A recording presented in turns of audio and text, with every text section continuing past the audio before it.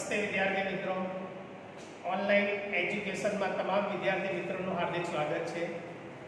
મિત્રો, આજે આપણે ધોરણ 10 ગણિત અને એની અંદર પ્રકરણ 15 સંભાવના એની ચર્ચા કરીશું. આ વિડીયોની અંદર આપણે સંભાવનાની થોડીક માહિતી અને સ્વાધ્યાય લઈશું. આ પહેલા વિડીયોની અંદર સંભાવના વિશેની માહિતી આપી હતી. થોડીક જે બાકી છે એ આપી અને સ્વાધ્યાય આપણે લઈશું. તો એ માહિતીની અંદર ગુણ વિશેની માહિતી આપવાની છે મિત્રો. તો ગુણની વાત કરીએ, માર્ક્સની વાત કરીએ તો એક ઉદાહરણ દ્વારા સમજૂતી આપીએ. એની સંભાવના શોધવા માટે શું કરવું તે અંગેની માહિતી છે મિત્રો. એક ઉદાહરણ મેં લખેલું છે ગુણ માર્ક્સ માટેનું કે આયુષીને ઉદાહરણ લીધું છે કે 100 ગુણની પરીક્ષામાં ગણિત વિષયની અંદર 99 માર્ક્સ આવે છે તો તેની સંભાવના જણાવો. તો મિત્રો, સંભાવના શોધવા માટે તમે જાણો છો કે 100 ગુણની પરીક્ષા છે તો તમને એક ખ્યાલ હોવો જોઈએ કે કેટલી ઘટનાઓના પરિણામો કુલ કેટલા મળશે તે. અને 100 ગુણની પરીક્ષા છે એટલે તમે જાણો છો કે 100 ગુણની પરીક્ષાની અંદર મિત્રો માર્ક 0 પણ હોઈ શકે, 1 પણ હોઈ શકે, 2 3 4 99 અને 100 મતલબ 0 1 2 3 અપ ટુ 100 ની સંખ્યાઓ આવી શકે. એટલે તમે ગણતરી કરશો 0 થી 100 સુધી તો મિત્રો 101 પરિણામો થશે. જે ઘટના છે 100 ગુણની એના પરિણામોની સંખ્યા મિત્રો ટોટલ થશે 101. હવે 0 થી 100 સુધીની અંદર જે ટોટલ પરિણામો થયા 101 એની અંદર 99 કેટલી વખત આવે મિત્રો? તો દરેક અંક એક જ વખત આવે છે. 99 કે 80 કે ગમે એટલા માર્ક્સ કીધા હોય તો એ અંક એક જ વખત આવશે. એટલે 100 ગુણની પરીક્ષાની અંદર 99 માર્ક્સ મેળવવાના હોય કે 80 માર્ક્સ મેળવવાના હોય કે તમે જે માર્ક્સ તમે કીધેલા હોય મિત્રો, તો એના પરિણામોની સંખ્યા મિત્રો એક જ થાય. ટોટલ પરિણામો જે છે ઘટના જે ઉદ્ભવે છે એના પરિણામો થશે 101. તેથી આયુષીને 100 ગુણની પરીક્ષામાં ગણિતમાં 99 ગુણ આવે તેની સંભાવના મિત્રો શોધવી હોય તો એની સંભાવના કે 99 આવે એના પરિણામોની સંખ્યા તો 99 મિત્રો એક જ વખત આવે છેદમાં આ ઘટના ઉદ્ભવે તે માટેના કુલ પરિણામો તો 0 થી 100 સુધી 101 પરિણામો થાય. તેથી એનો જવાબ આવે છેદમાં ટોટલ પરિણામોની સંખ્યા 101. તેથી જવાબ થશે 1/101. હવે 99 જગ્યાએ માત્ર તમને 80 કીધેલા હોય કે કોઈ પણ માર્ક્સ કીધા હોય તો એનો જવાબ પણ મિત્રો થશે 1/101.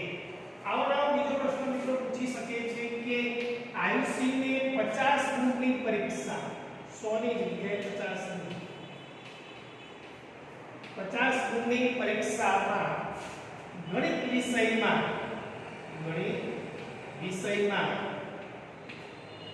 40 ગુણ આવે એની સંભાવના શોધો મિત્રો.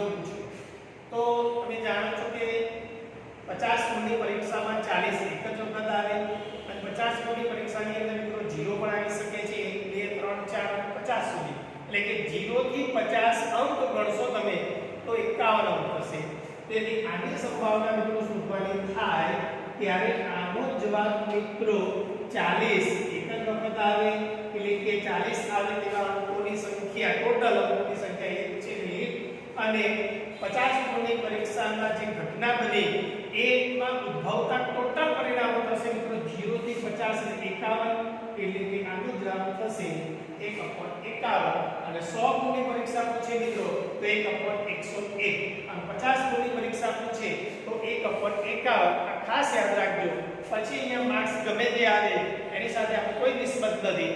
ઉપર 1/101 ગુણ હોય તો અને અહીંયા 50 ગુણની હોય તો છેદમાં 51 આવે. આટલું યાદ રાખવાનું. બાકી તો ઉપરનો અંક જે છે અંશ તો દરેકની અંદર એક જ આવશે. તો આ ગુણ અંગેની એક સમજ આપવાની હતી જે તમે જાણો છો. હવે અવિભાજ્ય સંખ્યાઓની સમજૂતી મેં તમને આપી હતી અને તમને અવિભાજ્ય સંખ્યાઓની અંદર યુગ્મ અવિભાજ્ય સંખ્યા પહેલી કઈ આવે તો યાદ રાખજો યુગ્મ અવિભાજ્ય સંખ્યા મિત્રો 2 આવે. એની પણ સમજ તમને આપી ચૂક્યો હતો. ત્યાર પછીની વાત કરવા જઈએ તો મિત્રો સ્વાધ્યાય લઈએ. સ્વાધ્યાયની અંદર જેમ પ્રશ્ન આવશે એની પણ ચર્ચા કરતા રહીશું. તો સ્વાધ્યાયની અંદર જે તમને અગાઉ મેં સમજૂતી આપી હતી એ જો તમને ખ્યાલ હશે તો એ સમજૂતી ઉપરથી જવાબો આપવાના છે. તો મિત્રો સ્વાધ્યાય જોઈ શકો છો, ચોપડી તમે ખોલી શકો છો. એની અંદર પ્રશ્ન પહેલો મતલબ છે ક્વેશ્ચન એ વિધાનો પૂર્ણ કરો. જે ખાલી જગ્યાઓ આપેલી છે તમને તેની અંદર પહેલી ખાલી જગ્યા એની છે કે ઘટના ઈ ની સંભાવના વત્તા ઘટના ઈ નહીં ની સંભાવના બરાબર ખાલી જગ્યા. આવો એક પ્રશ્ન છે. તો એનો જવાબ શું આવે તે. તો પહેલો જે પ્રશ્ન છે સ્વાધ્યાયની અંદર, આપણે સ્વાધ્યાયની અંદરની વાત કરીએ છીએ મિત્રો. હવે પહેલો પ્રશ્ન ઘટના ઈ ઉદ્ભવે તો એના માટે મિત્રો આપણે આવું લખીએ છીએ કે પી ઈ. યાદ હશે તમને મિત્રો. બીજું તમને આપેલું છે એની અંદર જો વત્તા ઘટના ઈ નહીં, વત્તા ઘટના ઈ નહીં એને સંકેતમાં ગણિતની અંદર આ રીતે ડેશ અથવા બાર આમ બે રીતે આપણે દર્શાવતા હતા મિત્રો.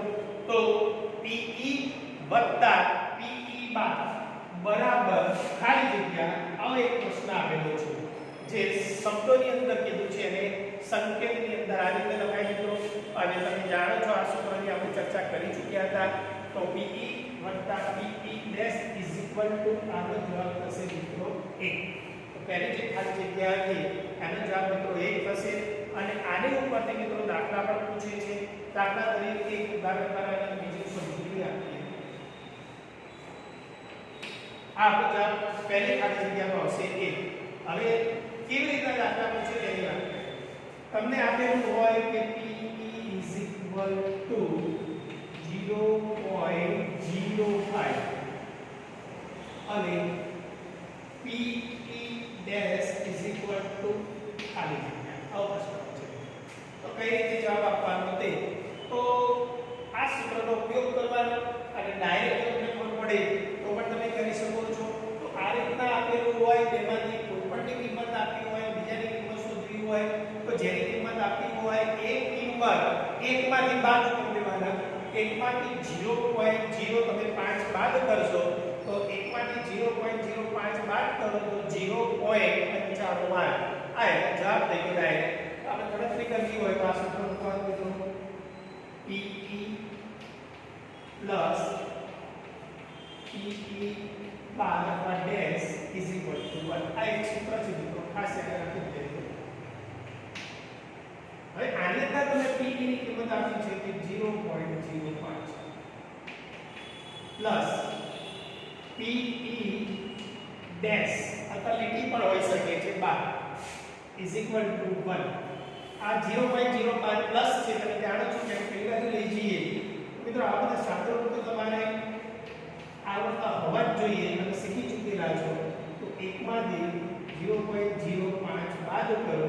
હવે આનો જવાબ કેટલો થાય ભૂલ ન થાય એટલા માટે મિત્રો અહીંયા સાઈડમાં કરી લેવાનું. અહીંયા પોઈન્ટ પછી કેટલા અંક છે તો 2 અંક છે. તો આપણે 1 માંથી 0.05 બાદ કરવાના છે અને 1 જ કહેવાય. 1.00 લે 1 એમાંથી 0.5 નીચે પોઈન્ટ અને 0.5 બાદ કરવાના. અહીંયા 0 લગાવો ન લગાવો ખાસ કરીને આપણે બાદ બાકી 0 માંથી 5 ના જાય તમે જાણો છો 10. અહીંયા થઈ જાય 9. અહીંયા તો 10 કો લીધો અહીંયા થઈ જાય 0.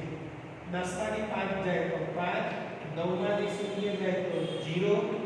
9 અને 0 માંથી 0 જાય તો 0. તો જવાબ 0.4.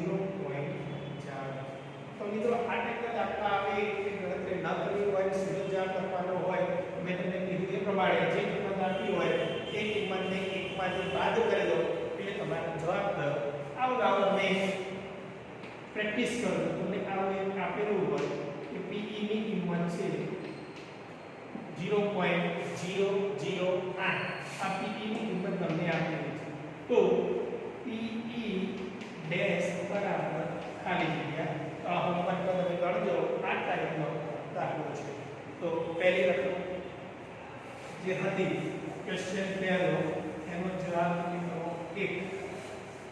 ત્યાર પછીની રકમની વાત કરીએ. બીજી રકમ તમે જોઈ શકો છો કે ઉદ્ભવી ન શકે તેવી ઘટનાની સંભાવના શું હોય તે. બીજો પ્રશ્ન, ઉદ્ભવી ન શકે તેવી ઘટના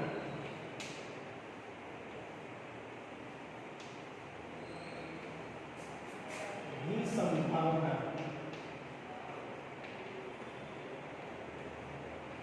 શું હોઈ શકે? તો મિત્રો તમે જાણો છો કે ઉદ્ભવી ન શકે તેને અશક્ય ઘટના કહેવાય.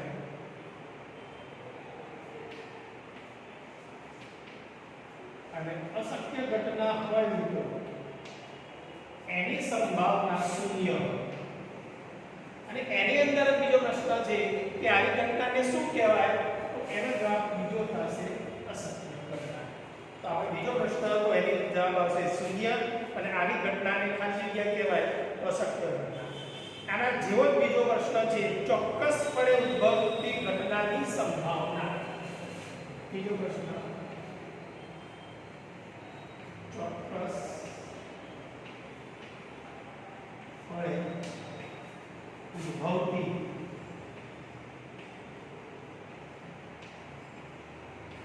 ઘટનાની સંભાવના.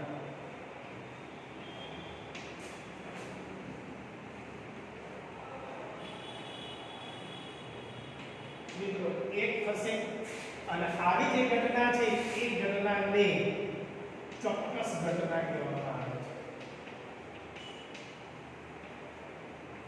નિશ્ચિત ઘટના, ચોક્કસ ઘટના જે કેવું કહી શકાય, પરંતુ આપણે જવાબ લખવાનો છે ચોક્કસ ઘટના.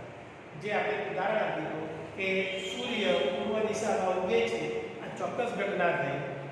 અશક્ય ઘટનાનું એક ઉદાહરણ આપ્યું કે બાવળ ઉપર કેરી આવે તેની સંભાવના, તો એ અશક્ય ઘટના નહીં. અને અશક્ય ઘટના હોય તો એનો જવાબ મિત્રો શૂન્ય થાય.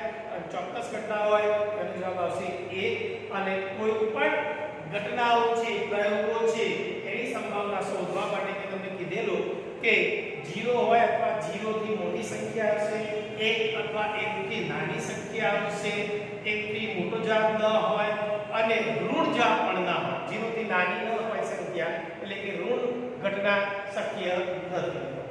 ત્યાર પછી પ્રયોગની તમામ મૂળભૂત પ્રાથમિક ઘટના, મૂળભૂત અને પ્રાથમિક ઘટના નો સરવાળો, પ્રાથમિક ઘટનાઓ નો સરવાળો મિત્રો 1 થાય. આપણે જે સમજૂતી આપી હતી, દાખલા તરીકે સિક્કાને ઉછાળવામાં આવે તો બે જ ઘટના બને છે, એક છાપ આવે અને બીજું કાંટા આવે. તો છાપ આવે વત્તા કાંટા આવે, બંનેનો સરવાળો મિત્રો 1 થાય. આપણે વાત થઈ ગઈ હતી જેને આપણે પ્રાથમિક ઘટના કહેતા હતા. જે ઘટનાના પરિણામો એક જ ઉદ્ભવતા હોય એને પ્રાથમિક ઘટના કહેતા હતા. એની વ્યાખ્યા પણ આપણે આપી ચૂક્યા હતા. ત્યાર પ્રશ્નની વાત કરીએ તો પાંચમો પ્રશ્ન છે કે ઘટનાની સંભાવના 0 થી મોટી હોય અથવા 0 હોય અને 1 થી નાની હોય અને 1 હોય, તો આપણો જે પ્રશ્ન છે એમાં પહેલામાં જવાબ આવશે 0 અને બીજામાં જવાબ આવશે. આ ચોથો પ્રશ્ન હતો. તો જે આપણો પાંચમો પ્રશ્ન છે એમાં પહેલાની અંદર જવાબ આવશે 0 થી મોટી અથવા 0 અને બીજી ખાલી જગ્યા છે એની અંદર આવશે મિત્રો 1 થી નાની અને 1 જવાબ આવી શકે છે સંભાવના કોઈ પણ ઘટના હોય તે. ત્યાર પછી મિત્રો જોઈ શકો છો ક્વેશ્ચન 2 એમાં સમસંભાવી છે કે નહીં એવું પૂછ્યું છે. આની પણ આપણે સમજૂતી આપી હતી. બીજો દાખલો જે છે આપણે ઉદાહરણ આપણે લીધું તો સ્કૂટર વાળું. આની અંદર તમારે શોધવાનું છે કે સમસંભાવી છે. હવે આની વાત કરીએ તો દાખલા તરીકે પહેલો, એની અંદર પહેલો પ્રશ્ન એવું કહે છે કે ડ્રાઈવર કાર ચાલુ કરે છે, ચાલુ કરવાનો પ્રયત્ન કરે છે. આ પરિણામ કેવું છે એની ચર્ચા. હવે પરિણામ કહે છે કાર ચાલુ થાય છે અથવા ચાલુ થતી નથી. મતલબ કાર જે આપેલી છે એની કન્ડિશન આપેલી નથી. કાર બંધ પણ હોઈ શકે છે. ડ્રાઈવર જે છે એ ડ્રાઈવર શેનો છે, એને કાર ચાલુ કરતા આવડે છે કે નહીં એ પણ ખબર નથી. તો આ જે વાક્ય છે એ સમસંભાવી નથી. તમારે લખવાનું કે પહેલાનો જવાબ સમસંભાવી નથી. કેમ નથી? તો એનો જવાબ તમારે લખવો હોય તો લખી શકો છો કે કારની કન્ડિશન વિશે કોઈ માહિતી આપી નથી. જો કાર બંધ હાલતમાં હોય તો કાર ચાલુ થઈ શકે નહીં, અને ડ્રાઈવર પણ જો અનુભવી ન હોય, કારનો ના હોય તો પણ એને ચાલુ કરતા ન આવી શકે. તેથી આ પરિણામ સમસંભાવી નથી. બીજો પ્રશ્ન તમે જોઈ શકો છો કે ખેલાડી બાસ્કેટબોલને તાકીને મારવાનો પ્રયત્ન કરે છે. ખેલાડી બાસ્કેટબોલને મારીને તાકીને મારવાનો પ્રયત્ન કરે છે, બાસ્કેટબોલમાં નાખે છે અથવા ચૂકી જાય છે, એવું કહે છે. તાકીને બાસ્કેટમાં નાખે છે અથવા ચૂકી જાય છે. હવે ખેલાડી બાસ્કેટબોલને તાકીને મારવાનો પ્રયત્ન કરે છે. ખેલાડી કેવો છે? અનુભવી છે, હોશિયાર છે, મતલબ કે પાવરફુલ છે, એની પણ કન્ડિશન તમને આપેલી નથી. તેથી આ પરિણામ પણ સમસંભાવી મિત્રો નથી એ કહી શકો છો.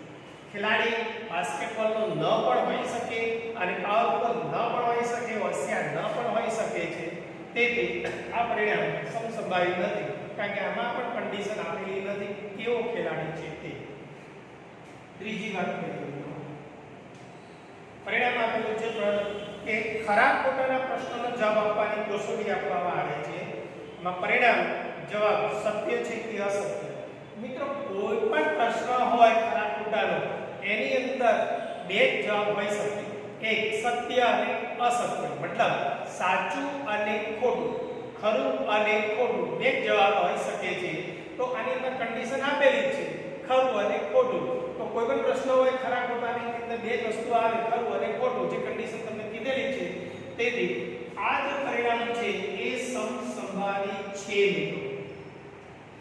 તો ખ્યાલ આવી ગયો હશે તમને કયું પરિણામ સમસંભાવી છે, કયું પરિણામ સમસંભાવી નથી તે.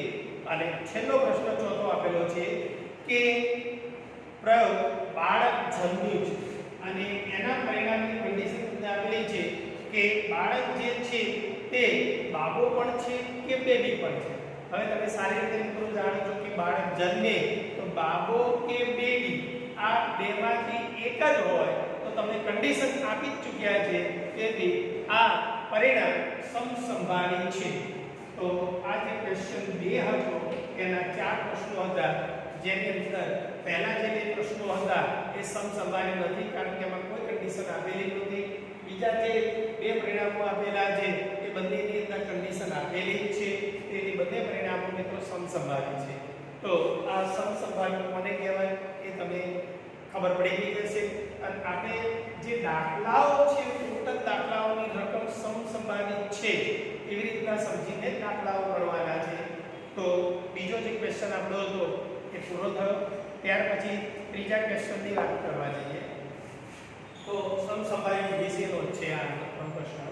ત્રીજો પ્રશ્ન એવો છે કે શા માટે ક્રિકેટ હોય કે ફૂટબોલ હોય ની રમતની શરૂઆતમાં કઈ ટુકડીએ બોલ મળવો જોઈએ તે નક્કી કરવા માટે સિક્કાને નિષ્પક્ષ ક્રિયા છે એવું વિચારવામાં આવે છે. મિત્રો કોઈ પણ રમત હોય, ક્રિકેટ હોય કે ફૂટબોલ, જેની અંદર ટોસ ઉછાળવામાં આવે છે અને ટોસની અંદર તમે જાણો છો કે કોને દાવ લેવો કે કોને ફિલ્ડિંગ કરવી, કોને બોલ આપવો, ફૂટબોલ હોય તો એ ખ્યાલ આવે એટલા માટે, પોતે નક્કી કરી શકે એટલા માટે સિક્કાને ઉછાળવામાં આવે છે.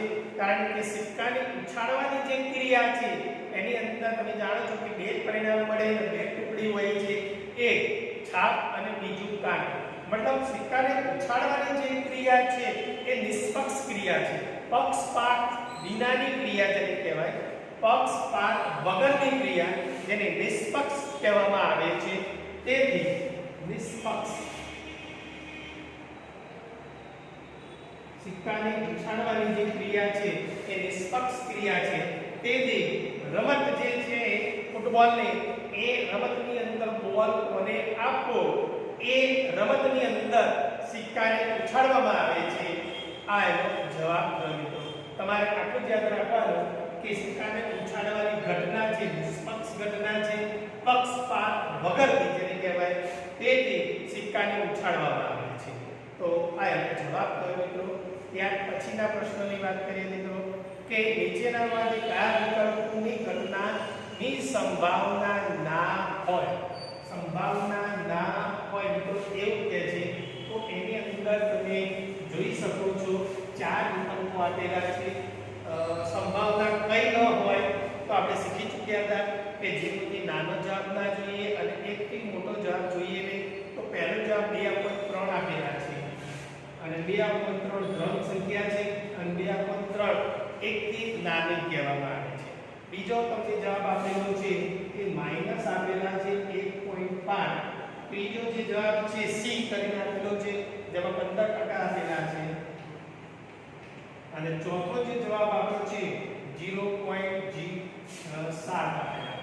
તો મિત્રો આ એકથી નાની છે, આ 15% એટલે ટોટલ સંખ્યાના 15% તમે કરવામાં આવે તમને કઈ સંખ્યા આપી છે નથી પણ એ જવાબ ધન આવે છે અને 0.7 એ જવાબ પણ એકથી નાનો છે અને તમે આ સંખ્યા જોઈ શકો છો કે ઋણ આવે છે. તેથી કોઈ પણ ઘટના એવી નથી કે જેનો જવાબ ઋણ આવે, મતલબ સંભાવના ઋણ હોઈ શકે નહીં. તો આપણો જવાબ થશે બી એટલે કે 2 નંબરનું પરિણામ છે -1.5 જવાબ હોઈ શકે નહીં.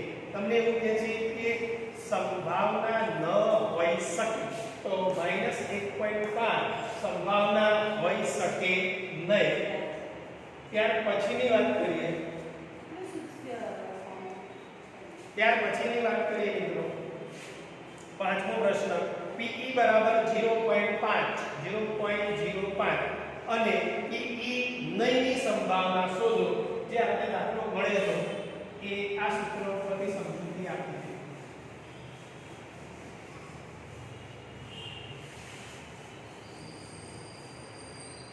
PE વત્તા PE dash is equal to 1 આ એક સૂત્ર હતું અને દાખલો 5 છે, પ્રશ્ન 5 જે છે એની અંદર તમે જોઈ શકો છો PE બરાબર 0.05 આપેલા છે અને આ દાખલો હવે આપણે ગણી ચૂક્યા છીએ.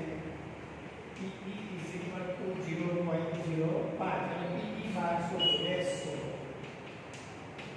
હવે મિત્રો તમે કીધું કે આ શોધવું હોય તો એકમાંથી આ 0.5 ને બાદ કરી દો તો આનો જવાબ થાય 0.95 અને આપણે આ ગણતરી કરી દીધી હમણાં. તેથી આ પણ પૂરું થયું. ત્યાર પછીનો ક્વેશ્ચન જોઈએ, દાખલા નંબર છે 6. હવે ક્વેશ્ચન 6 જે છે એનો સીધો જવાબ આપી દેવાનો છે મિત્રો.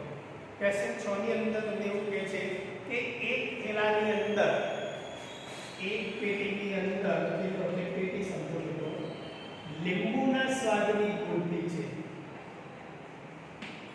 એક પેટીની અંદર લીંબુના સ્વાદની જ મીઠાઈઓ છે. ગુંદી મીઠાઈ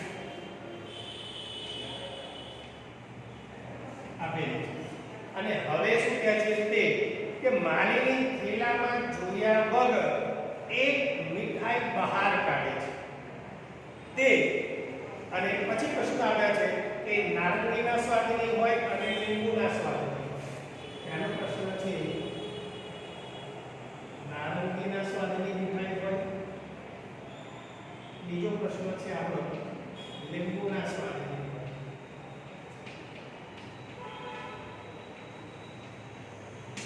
એની સંભાવના છે. હવે મિત્રો થેલાની અંદર મીઠાઈ જે છે ફક્ત લીંબુના જ સ્વાદની આપેલી છે. હવે લીંબુના સ્વાદની મીઠાઈ જ હોય અને એક થેલામાંથી યાદચ્છિક તમે મીઠાઈ કાઢો તો લીંબુના સ્વાદ સિવાય કોઈ મીઠાઈ નીકળશે નહીં. તેથી નારંગીના સ્વાદની મીઠાઈ ન હોવાથી આ અશક્ય ઘટના થઈ અને અશક્ય ઘટના હોય તો મિત્રો પહેલો જવાબ તમે જાણો છો કે શૂન્ય. બીજો પ્રશ્ન છે કે લીંબુના સ્વાદની મીઠાઈ. તો થેલાની અંદર લીંબુના સ્વાદની મીઠાઈ આપેલી છે અને થેલામાંથી મીઠાઈ કાઢશો એટલે લીંબુના સ્વાદની નીકળશે કે નીકળશે જ નહીં. તેથી આ ઘટના થઈ ચોક્કસ ઘટના અને ચોક્કસ ઘટના હોય તો એ ચોક્કસ ઘટનાની સંભાવના મિત્રો જાણો છો તમે એક જ થાય. તો આ એનો જવાબ થયો. ત્યાર પછી મિત્રો આપણે દાખલાઓ છે નેક્સ્ટ વિડિયોની અંદર જોઈશું. અસ્તુ.